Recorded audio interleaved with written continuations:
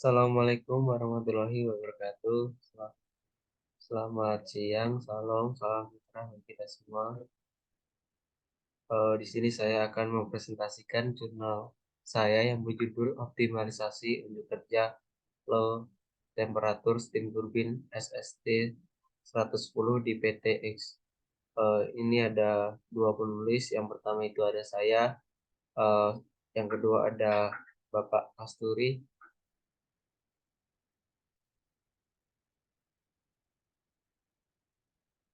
Nah, ini outlet yang akan saya bawakan. Yang pertama ada pendahuluan, ada metode, hasil dan pembahasan, dan kesimpulan. Untuk yang pertama, ini ada pendahuluan, jadi latar belakang saya sebagai penulis, kenapa mengambil judul ini. Yang pertama, steam turbine SST 110 ini adalah penghasil utama energi listrik di perusahaan X sebagai penerangan, sebagai penggerak motor, mesin-mesin, dan sebagainya. Karena sudah beroperasi lama tentunya bertahun-tahun, terjadinya penurunan kinerja dari steam turbine SST 110.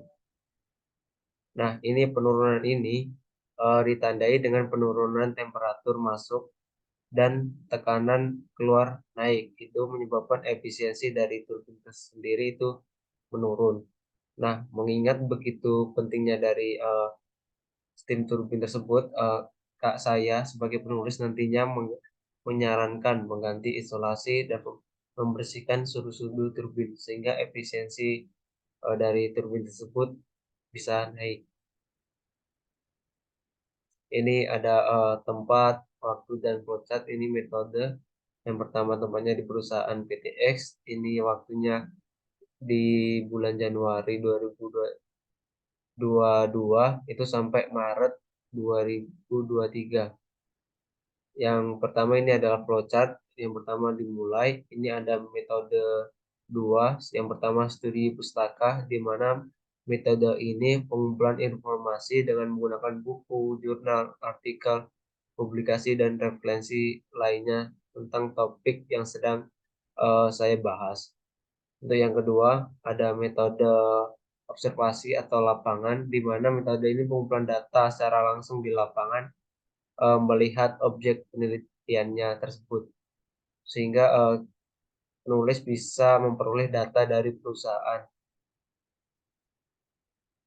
Yang selanjutnya inilah adalah data yang saya peroleh, subjek dan data penelitian, di mana itu data steam turbine ada tipenya itu SST 110, manufacturer Siemens Turbo Measuring Equipment.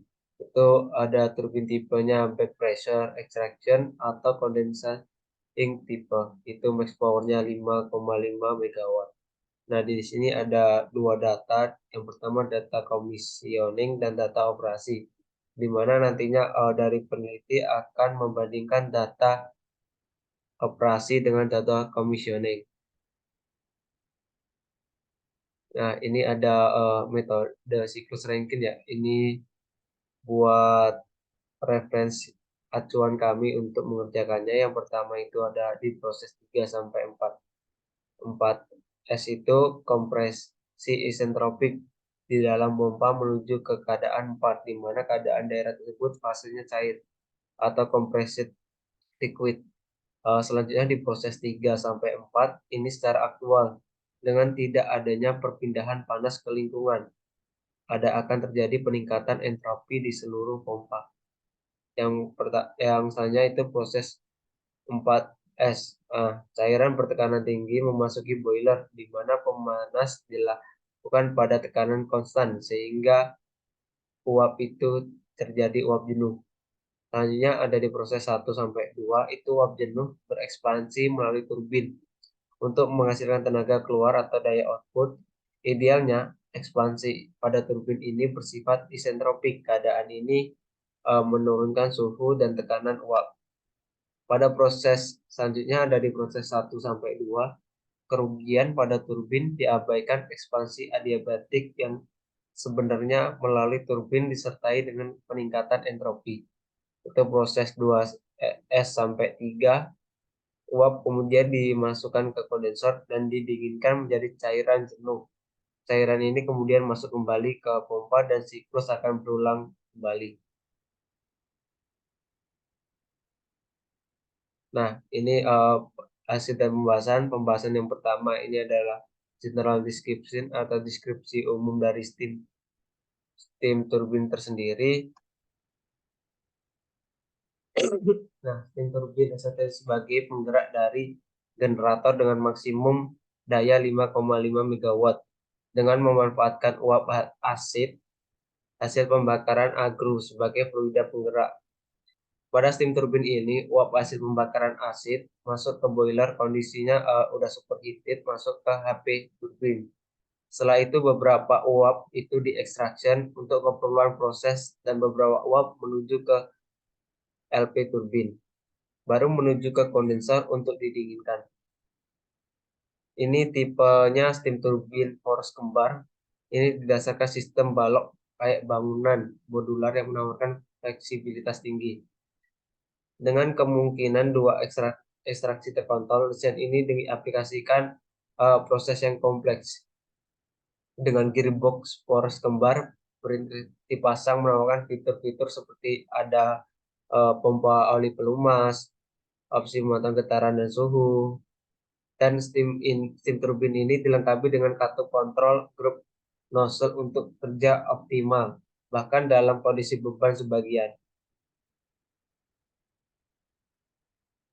Nah, ini adalah rekapitulasi performa. Ini perbandingan antara data commissioning dan operation. Jadi setelah membandingkan itu terjadi rekapitulasi. Yang pertama, data ideal dan aktual mengalami penurunan sebesar 15,6% dan efisiensi turbin uap menurun sebesar 0,2%. Terjadi penurunan suhu saluran masuk sebesar 0,9 karena terindikasi pipa saluran masuk yang kurang baik. Yang ketiga, menurunnya efisiensi turbin disebabkan adanya pengotoran pada sudu sehingga energi uap tidak terserap oleh sudu turbin menjadi kerja. Ditandai dengan peningkatan tekanan outlet yang mengalami penurunan sebesar 14,6%. Selanjutnya inilah adalah optimalisasi dari steam turbin sendiri. Saya sebagai penulis menyarankan dari segi mekanik dan segi parameter. Yang segi mekanik itu yang pertama dilakukan perawatan rutin kayak pembersihan komponen, roda gigi, blades, penggantian atau pemeriksaan jarak jarak bearing, entah itu aksial maupun radial. Selain itu ada pengecekan dari poros, alignment, dan perawatan rutin selanjutnya. Yang kedua, perbaikan kondisi isolasi pipa mainstem utama dan periksa pipa untuk mengetahui ketebalan, kerusakan, dan kebocoran. Yang ketiga itu mendesain ulang atau memodifikasi sistem atau siklus turbin uap.